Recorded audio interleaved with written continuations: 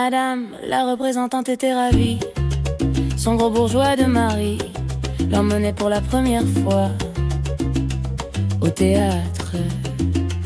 Le mélodrame commence par 2 gouttes de sang. L'acteur assis sur le rebord de la scène comptait les minutes, les heures, la vie. Il comptait les spectateurs, donnant à son visage l'air de jouer la pièce. Madame, la représentante était ravie. Son gros bourgeois de mari l'emmenait pour la première fois au théâtre. À la 3e goutte de sang, le mélodrame commençait pour la seconde fois. L'acteur assis sur le rebord de la scène dormait. Il ne donnait plus rien à son visage, ni les airs, ni les os. Pas une seule lettre ressortait de son attitude. L'acteur devint ainsi le dormeur. Madame, la représentante était ravie. Son gros bourgeois de mari l'emmenait pour la première fois au théâtre.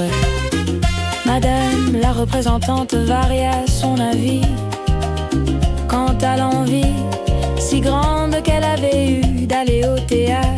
Le gros mari de bourgeois ronflait toute lampe éteinte.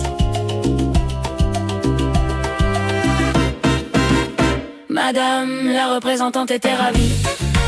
Son gros bourgeois de mari l'emmenait pour la première fois au théâtre. C'est à la 4e goutte de sang que l'histoire se complique. Madame, la représentante tentait à tout moment d'apercevoir la 5e, mais rien ne se passait. Pourtant l'acteur y mettait tout son cœur. De mémoire de spectateur, on avait vu dormir si bien au théâtre. Madame, la représentante était ravie.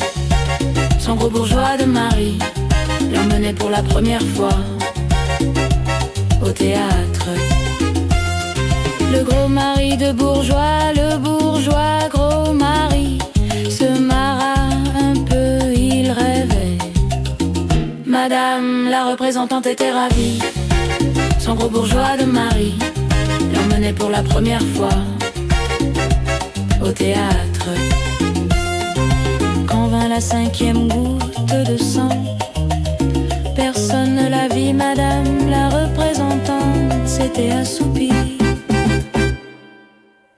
Madame, la représentante était ravie. Son gros bourgeois de mari l'emmenait pour la première fois au théâtre.